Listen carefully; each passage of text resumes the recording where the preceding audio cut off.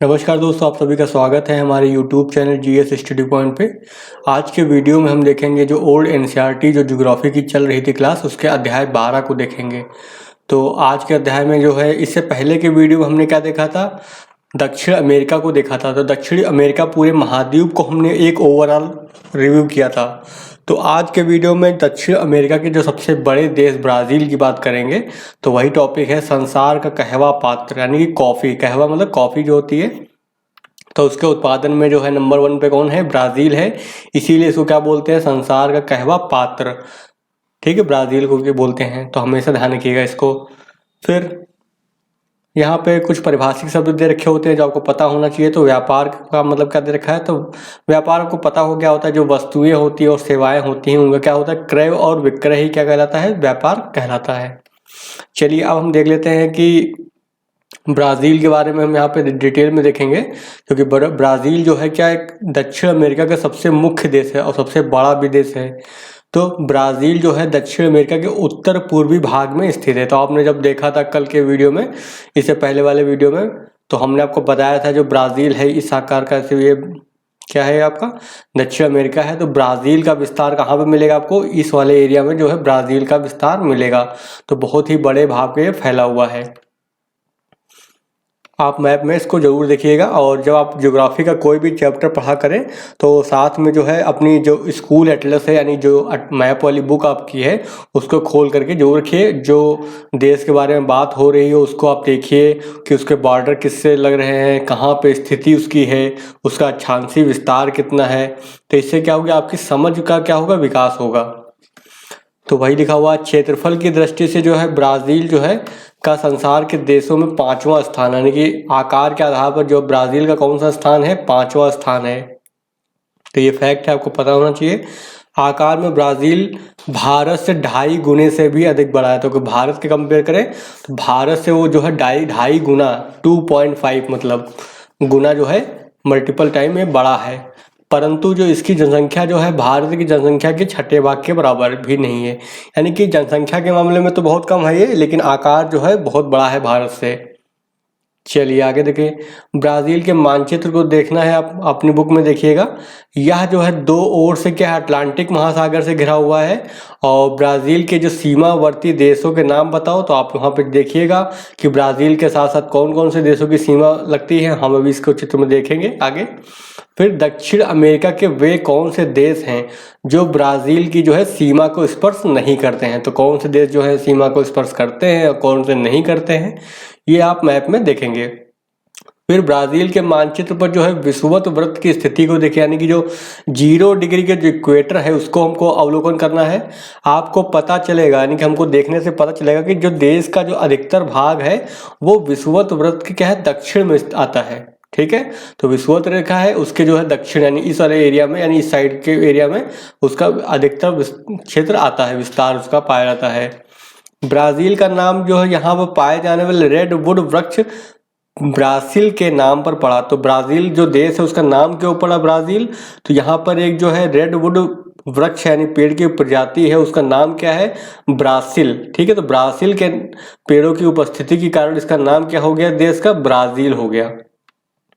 फिर लगभग 500 वर्ष पहले जब इस देश की खोज हुई थी, तब इस वृक्ष की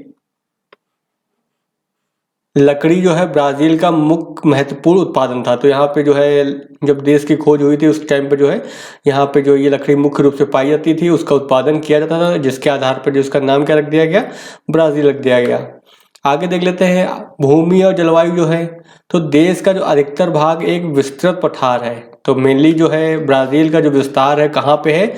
पठारी भाग है। तो कभी भी आपसे पूछा जाए कि ब्राज़ील जो है उसका जो भौतिक क्षेत्र है वो किस रूप का है, तो पठारी क्षेत्र है उसका, जिसे ब्राज़ील की उच्च भूमि कहते हैं। फिर पठार के जो पूर्वी तथा दक्षिण पूर्वी भाग जो है अपेक्षाकृत अधिक ऊंचे हैं, यानी कि जो उसका पूर्वी हिस्सा है और जो उसका दक्षिण पूर्व। तो मान लो अगर ये पूर्व हिस्सा हो गया, ये पूर्व हो गया, और दक्षिण पूर्व की बात करेंगे तो ये अलग हो जाएगा, दक्षिण पूर्व हो जाएगा। ठीक है, तो इस वाले एरिया में जो है जो क्षेत्र है वो क्या है? अधिक ऊंचा है। इस भाग में क्या है, कई स्थानों पर उच्च भूमि का ढाल जो है तटवर्ती मैदानों की ओर बिल्कुल खड़ा है, तो यानी खड़े ढाल भी यहाँ पे पाए जाते हैं मैदानों की ओर। फिर देश का जो उत्तरी भाग जो है कैसा है, समतल मैदान है। तो जो देश जो यानी ब्राज़ील देश है उसका उत्तरी भाग कैसा है, समतल मैदान है। फिर इसका निर्माण जो है अमेजन और उसकी सहायक नदियों के द्वारा हुआ, यानी कि कोई भी मैदान का कभी भी निर्माण कैसे होगा, जो नदियां होती हैं अपने साथ जो मिट्टी उट्टी लाती है, यानी कि जलोढ़ निक्षेप लाते हैं, उन्हीं के ही निक्षेपण से ही जो है मैदानों का निर्माण होता है, ध्यान रखिएगा हमेशा।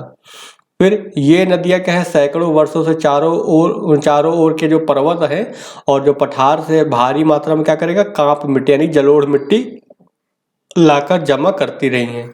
तो आप ऐसे समझिए, मान लो कोई क्षेत्र है, पर्वत हो गया इधर और इधर मान लो पठार हो गया, पठारी क्षेत्र है, दोनों क्षेत्र क्या होंगे, ऊंचा होगा, ये भी ऊंचा है ये भी ऊंचा है। तो ऐसे में क्या होगा, ऐसे में जब कभी बारिश होगी तो हमेशा पानी किधर की ओर बहेगा, ढाल की ओर बहेगा। जो नीचे का हिस्सा है, मान लो ये हिस्सा कैसा होगा, नीचे हो गया, तो जब बारिश होगी तो ऐसे बहेगी नदी ना, ठीक है।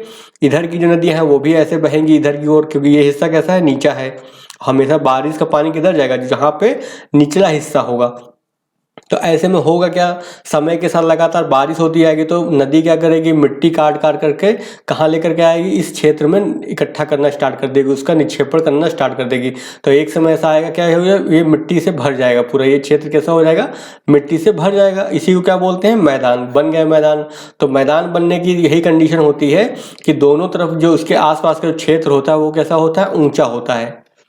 तो आप समझ गए होंगे कि ये कैसे बने हैं, तो उसी से यह विस्तृत मैदान बना है। सुदूर उत्तर में क्या है, गयाना उच्च भूमि के कुछ भाग हैं। तो उत्तर में अगर बात करते हैं इस साले एरिया में, तो यहाँ पे गयाना देश है, तो वो कैसा है, ऊंचा क्षेत्र है। चलिए आगे देख लेते हैं।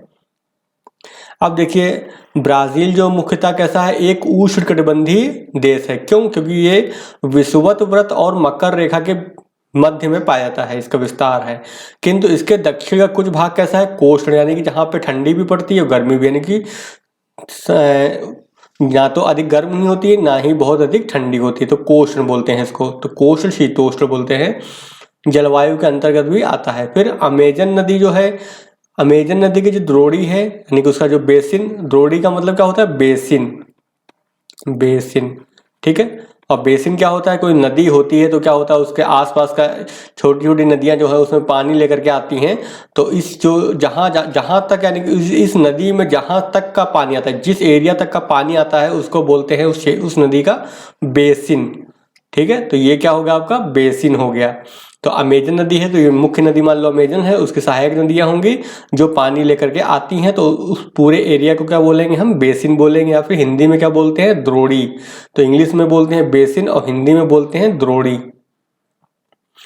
तथा उत्तरी तटीय भागों में क्या है, विषुवतीय जलवायु पाई जाती है। तो हमको पता है जहाँ पे ज़्यादा गर्मी होगी वहाँ पे कौन सी होगी, विषुवतीय जलवायु होगी, यानी कि 0 डिग्री के पास। यहाँ पूरे साल क्या होगा, गर्म होगी, क्योंकि विषुवत रेखा है। तो हमको पता है 0 डिग्री पे क्या होता है, वर्ष भर गर्मी रहती है। और प्लस कैसा, यहाँ पे ज़्यादा गर्मी की वजह से जो अगर जल होता है, समुद्री जल होता है, तो क्या होगा, वाष्पीकृत होगा। वाष्पीकृत होगा तो हवा, यानी हवा में नमी अधिक होगी, यानी आर्द्रता भी क्या होगी, अधिक होगी। तो आर्द्रता भी क्या है, अधिक है, और तापमान भी है क्या, वो अधिक है। तो वही लिखा है यहाँ, पूरे साल जो है गर्म तथा आर्द्र मौसम रहता है। और इस प्रकार की प्राकृतिक वनस्पति, अब पूछ रहा है कि आप इस प्रदेश में किस प्रकार की प्राकृतिक वनस्पति की आशा करते हैं। तो आपको पता है जहाँ पे ज़्यादा गर्मी पड़ती है और ज़्यादा आर्द्रता होती है वहाँ पे कौन से वन होते हैं, जो सदाबहार वन होते हैं। विषुवत रेखीय सदाबहार वन यहाँ पे मुख्य रूप से पाए जाएंगे। चलिए आगे देख लेते हैं। आगे देखिए क्या दे रखा है, जो ब्राज़ील के पठार के अधिकतर भागों में क्या है, सवाना जलवायु पाई जाती है। तो जिन भागों में जैसे बारिश की कमी होगी, यानी कि तटीय क्षेत्रों में तो अधिक बारिश होगी, लेकिन जैसे जैसे तट से हम तट रेखा से दूर जाएंगे, यानी अंदर की ओर जाएंगे, तो वहाँ पे क्या होगा, अंदर की ओर बारिश कम होगी, बारिश की मात्रा क्या होगी, कम होगी। तो बारिश की मात्रा कम होती तो वहाँ पे क्या होता है, सवाना घास बनती है, उत्पन्न होती है। तो उसको क्या बोलेंगे, सवाना जलवायु है, यानी कि वहाँ पर। तो ब्राज़ील के पठार के जो अधिकतर भागों में सवाना जलवायु पाई जाती है। यहाँ वर्षा ग्रीष्म ऋतु में होती है। तो यहाँ पे जो वर्षा होती है ब्राज़ील में मुख्य रूप से वो गर्मियों में होती है, ग्रीष्म काल में होती है। सवाना घास जो है इस क्षेत्र की प्राकृतिक वनस्पति है। दक्षिण की ओर बढ़ने पर क्या है, उरुग्वे जो देश है उसकी सीमा के साथ क्या है, शीतोष्ण कटिबंधीय घास भूमियां पाई जाती हैं। तो जैसे जैसे दक्षिण की ओर बढ़ेंगे, जाहिर सी बात है 0 डिग्री से दूर जा रहे हैं हम, तो क्या होगा, 0 डिग्री से दूर अगर जाएंगे तो तापमान में क्या होगी, कमी आएगी। क्यों? क्योंकि इधर क्या है, दक्षिणी ध्रुव है इधर, तो इधर क्या है, पोल है ना, पोल, तो पोल की तरफ जाएंगे तो क्या होगा, ठंडा होगा, और 0 डिग्री की तरफ क्या होगा, गर्मी होगी। तो जैसे जैसे तापमान इधर की ओर बढ़ेंगे तापमान में कमी आएगी। तो वही लिखा हुआ है यहाँ पर। फिर साधन और उनका उपयोग, यानी यहाँ पे क्या क्या संसाधन पाए जाते हैं और उनका किस प्रकार उपयोग किया जाता है। तो ब्राज़ील जो है वन, यहाँ पे वन मुख्य रूप से है, मिट्टी भी अच्छी है, और खनिज यानी खनिज पदार्थ हैं जो होते हैं, लोहा इसका हो गया, कोयला हो गया, जो टिन हो गया, चांदी हो गया, सोना हो गया, ये सब क्या है, साधनों में संपन्न है, यानी कि ये इस तरह के साधन यहाँ पे अच्छे खासे मिलते हैं। चलिए आगे देख लेते हैं। फिर क्या है, वन को देख लेते हैं सबसे पहले हम। तो वन की बात कर लेते हैं कि यहाँ पे वन किस प्रकार के पाए जाते हैं, और मतलब यहाँ के वन जो है कैसे हैं। तो वन की अगर बात करते हैं हम, तो वन जो है, ब्राज़ील के वन जो है संसार के सबसे उत्तम वनों में से एक है, यानी कि बहुत अच्छी क्वालिटी के हैं। इनसे क्या अनेक लाभदायक उत्पाद मिलते हैं। अब वन से हमें क्या मिलेगा, जैसे इमारती लकड़ी मिलती है, गोंद मिलता है, राल होता है वो मिलता है, मोम प्राप्त होता है, तेल प्राप्त होता है, सेलुलोज प्राप्त होता है, रेशे तथा गिरीदार फल यानी कि जो नट्स होते हैं आदि इन वनों के क्या है, मुख्य उत्पाद हैं। यानी ये सारी चीजें जो है इन वनों से प्राप्त होती हैं। फिर इन वनों में से क्या है, अनेक प्रकार की इमारती लकड़ी प्राप्त होती है, और बालसा वृक्ष की लकड़ी जो है बहुत ही हल्की होती है।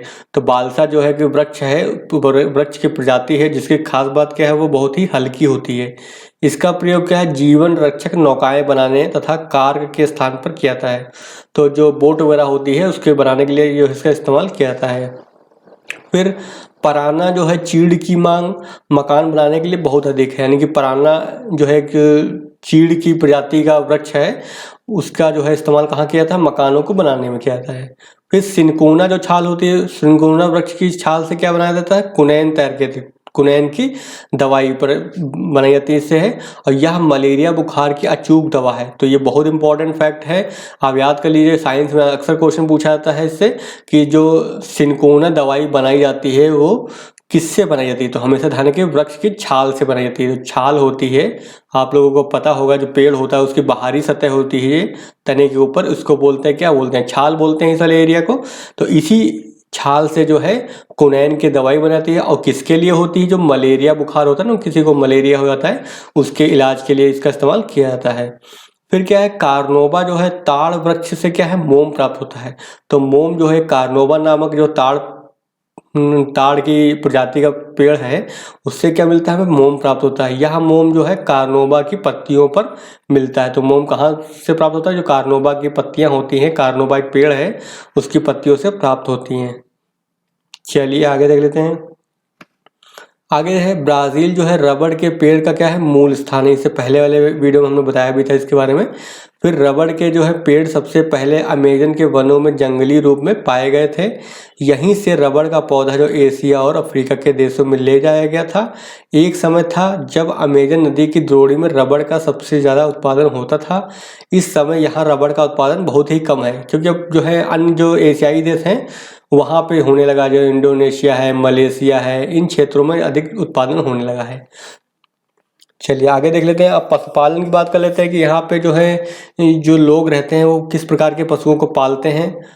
तो जाहिर सी बात, घास पशुपालन कहाँ पे होता है, जहाँ पे घास होती है, क्योंकि पशुओं को चारे चाहिए ना, चारा। तो चारा कहाँ मिलेगा, जो घास भूमि क्षेत्र होता है, जैसे सवाना घास क्षेत्र होते हैं वहीं पे होगा। तो वही लिखा हुआ, घास भूमि तथा स्थायी चारागाह जो है ब्राज़ील के लगभग 8वें भाग पर फैले हुए हैं। अतः जो है पशुपालन यहाँ का क्या है, मुख्य व्यवसाय है, क्योंकि यहाँ पे चारागाह बहुत ज़्यादा मात्रा में फैले हुए हैं प्राकृतिक रूप से।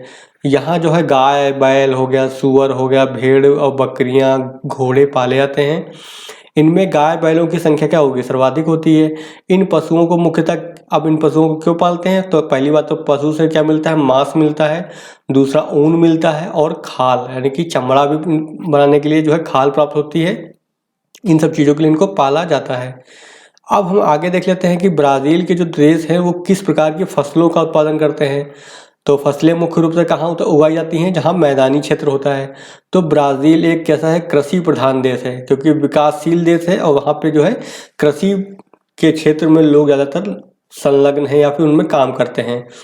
उपजाऊ मिट्टी तथा कोष्ण जलवायु होने के कारण, तो मिट्टी भी उपजाऊ है और कोष्ण है का मतलब ना तो ज़्यादा गर्मी है ना ज़्यादा ठंडी है। यहाँ विभिन्न प्रकार की फसलें उगाई जाती हैं, जैसे मक्का हो गया, चावल हो गया, लोबिया हो गया, कैसावा हो गया, आलू। यहाँ की क्या है, मुख्य खाद्य फसलें हैं।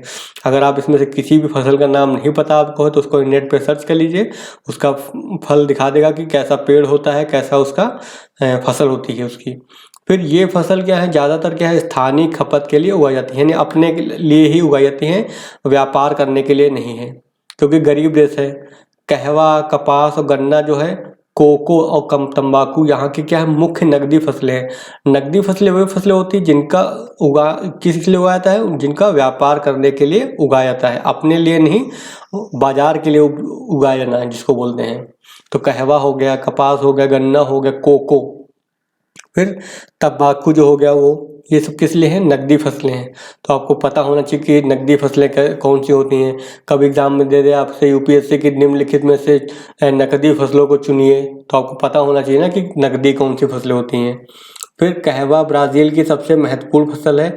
अब से लगभग 100 वर्ष पहले जो है पुर्तगाली जो है कहवे के पौधे ब्राज़ील में लाए थे। तो कहवा जो है ब्राज़ील में कौन लेकर के गया था, जो पुर्तगाली लोग थे वो लोग जो है लेके गए थे। आज ब्राज़ील जो है संसार के में कहवे का सबसे बड़ा उत्पादक और निर्यातक देश है।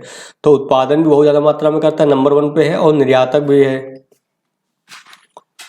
चलिए आगे देख लेते हैं। आगे दे रखा है कि जो कहवा जो है, तो उसके लिए जो है उष्णकटिबंध, कहवा जो अधिकतर कहाँ पर उगाया जाता है, जहाँ पे गर्मी होती है, यानी उष्णकटिबंध। भारत की बात करते हैं तो कहवा कहाँ उगाया जाएगा, जो दक्षिण भारत के पर्वतीय क्षेत्र हैं, जैसे तमिलनाडु हो गया, कर्नाटक हो गया, केरल हो गया, तो जो नीलगिरी पर्वत श्रेणी है वहाँ पे जो है ये उगाया जाता है मुख्य रूप से भारत में। तो ऐसे ब्राज़ील में कहाँ होगा, जो उष्णकटिबंधीय क्षेत्रों में ऊंचे पठार के ढलानों पर उगाया जाता है। ठीक है। फिर कहवे के जो पेड़ों के लिए काफ़ी वर्षा और ऊंचे तापमान की जरूरत होती है, यानी कि गर्मी भी चाहिए और ऊंचा तापमान भी चाहिए। ऊंचा तापमान तब और भी जरूरी होता है जब पेड़ों पर फल आ रहे हों, यानी जब फल आ जाते हैं तो उस समय तापमान अधिक होना चाहिए। फलों के पकने और चुनने के समय कम वर्षा तथा तेज धूप अधिक उपयुक्त होती है। तो ये बताया जा रहा है कि कॉफ़ी जो है किस क्लाइमेट एरिया में ये बनती है, यानी कि उत्पादित होती है। तो इन सब चीज़ों को पता होना चाहिए। कभी कभी यूपीएससी करता क्या है, वो स्टेटमेंट बना के दे देगा, वो बोल देगा कि निम्नलिखित में से एक कंडीशन दे देगा कि ऊंचा तापमान है, वर्षा अधिक है, ठीक है, और जब फलों के पकने के समय जो है कम वर्षा और तेज़ धूप की आवश्यकता होती है, तो दे देगा कि निम्नलिखित में से किस फसल की बात हो रही है। ऑप्शन दे देगा, कहवा दे देगा, चाय दे देगा, कपास दे देगा, चावल दे देगा। आपको पहचानना पड़ेगा कि किसकी बात हो रही है यहाँ पर। तो यूपीएससी जो है इसी टाइप के क्वेश्चंस पूछता है, तो आपको पता होना चाहिए इन सब चीज़ों के बारे में। ब्राज़ील में जो है कहवे के वृक्षों का रोपण है, यानी कि उसकी जो प्लांटेशन की जाती है बड़े बड़े खेतों में किया जाता है, यानी कि पूरे पूरे बड़े बड़े बागान बनाए जाते हैं और उसमें पूरे में क्या है, कॉफ़ी के पेड़ लगाए जाते हैं। इन्हें क्या बोलते हैं, फजेंडा। तो पता होना चाहिए फजेंडा क्या होता है। तो फजेंडा क्या है, जो ब्राज़ील में जो कहवे के बड़े बड़े बागान होते हैं उसको ही बोलते हैं फजेंडा। तो आप इस फैक्ट को लिख लीजिएगा।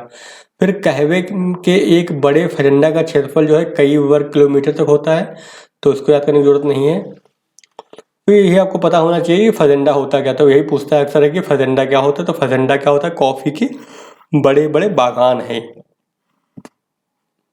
मैप तो देख ही लीजिए, यहाँ पे मैप में देख लो कि कहाँ ब्राज़ील जो है पूरा, वो ब्राज़ील किस देशों से घिरा हुआ है। तो इधर उरुग्वे मिल जाएगा, इधर पराग्वे देश है, ठीक है, इधर बोलाविया है। फिर यहाँ पर देख लीजिए, यहाँ पूरा ये ब्राज़ील का एरिया फैला हुआ है ये, ठीक है। तो यहाँ पर जो ये हिस्सा है ये पूर्वी उच्च भूमि का क्षेत्र है ये, ठीक है, मुख्य रूप से। तो और इधर का जो है ये बीच में क्या मिल जाएगा, आपका मैदान मिल जाएंगे ये। चलिए मैप तो इससे पहले हमने देख ही लिया था, आज ब्राज़ील का हम देख रहे हैं केवल। तो ब्राज़ील का ये पूरा मैप है एकदम।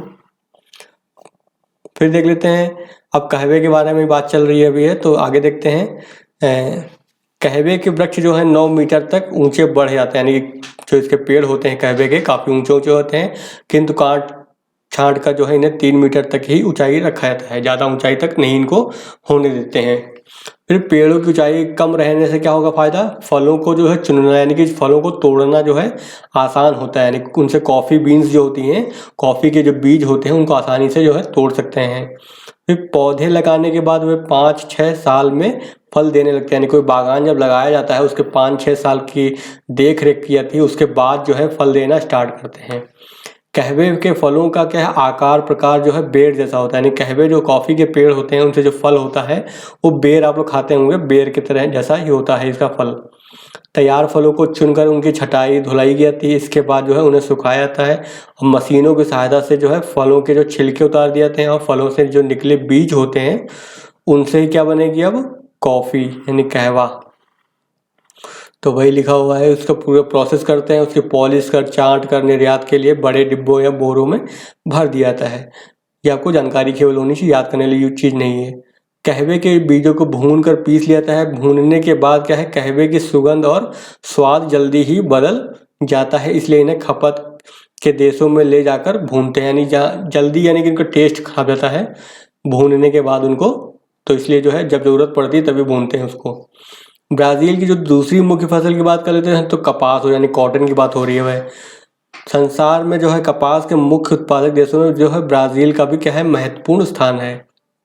ब्राज़ील के जो उत्तर पूर्वी भागों में गन्ने की खेती की जाती है, यानी कि साथ में गन्ने की भी खेती होती है यहाँ पर है।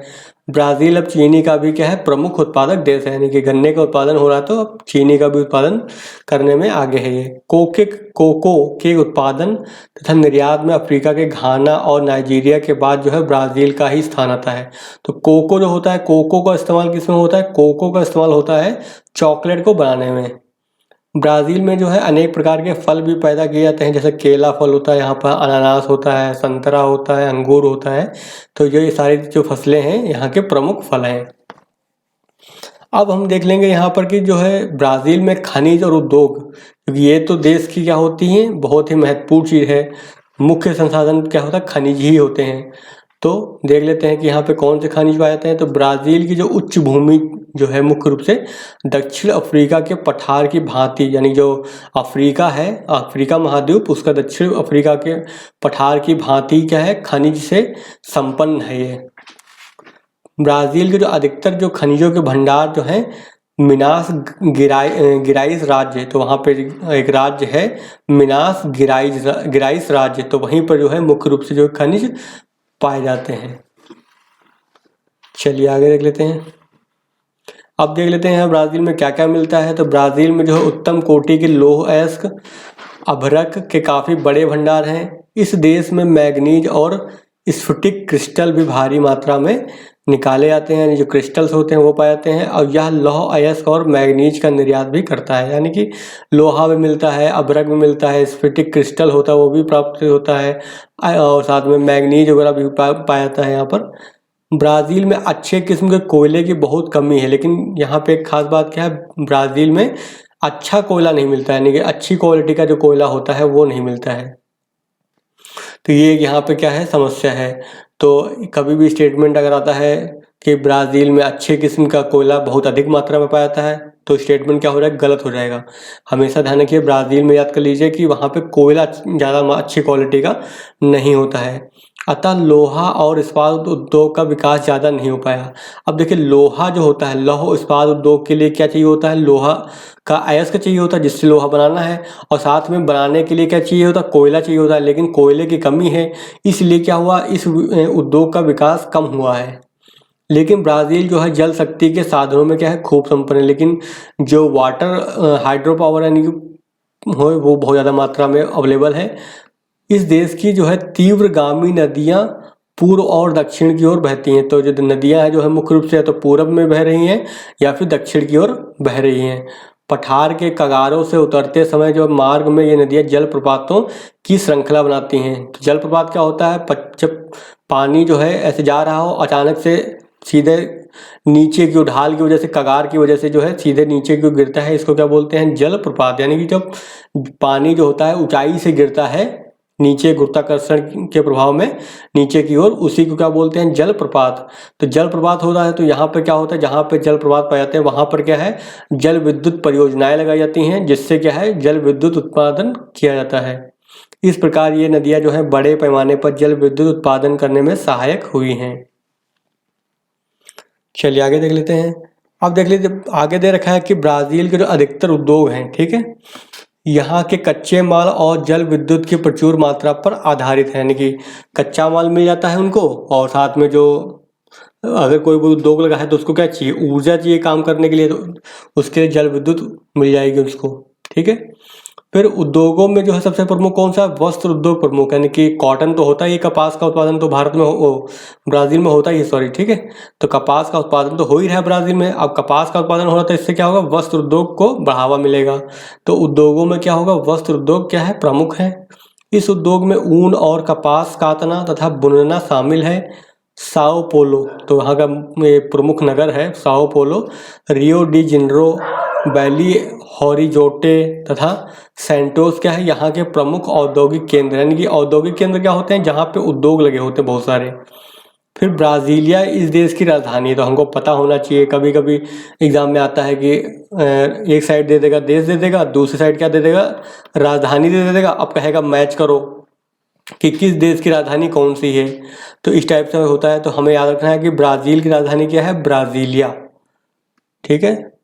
अब जनसंख्या दे रखी है, जनसंख्या हमको नहीं पढ़नी क्योंकि जनसंख्या के आंकड़े पुराने होते हैं और हमको पढ़ने की कोई ज़रूरत भी नहीं है। हम ये देख लेते हैं कि जनसंख्या रहती कहाँ पर मुख्य रूप से है। तो अधिकतर जो लोग हैं यहाँ के, जो ब्राज़ील जो देश है वहाँ के लोग जो हैं मुख्य रूप से अटलांटिक महासागर के तटीय प्रदेशों में रहते हैं, यानी कि जो अटलांटिक महासागर ये है, ठीक, ये अटलांटिक महासागर है इधर, तो ये ब्राज़ील देश है पूरा ये। तो यहाँ के लोग जो है मुख्य रूप से जो तटीय क्षेत्र है ऐसे, वहाँ पर मुख्य रूप से रहते हैं। और अमेजन के जो निम्न भूमि प्रदेश में जनसंख्या कैसी है, बहुत ही विरल है, क्योंकि वहाँ पे रहने लायक जगह नहीं ना, क्योंकि बहुत ही जंगल वगैरह है, तो जंगल में क्या होगी, जनसंख्या बहुत ही कम रहती है वहाँ पर। अब देख लेते हैं वहाँ यहाँ का व्यापार और यातायात के बारे में देख लेते हैं कि किस टाइप का व्यापार होता है और यातायात के साधन कैसे हैं।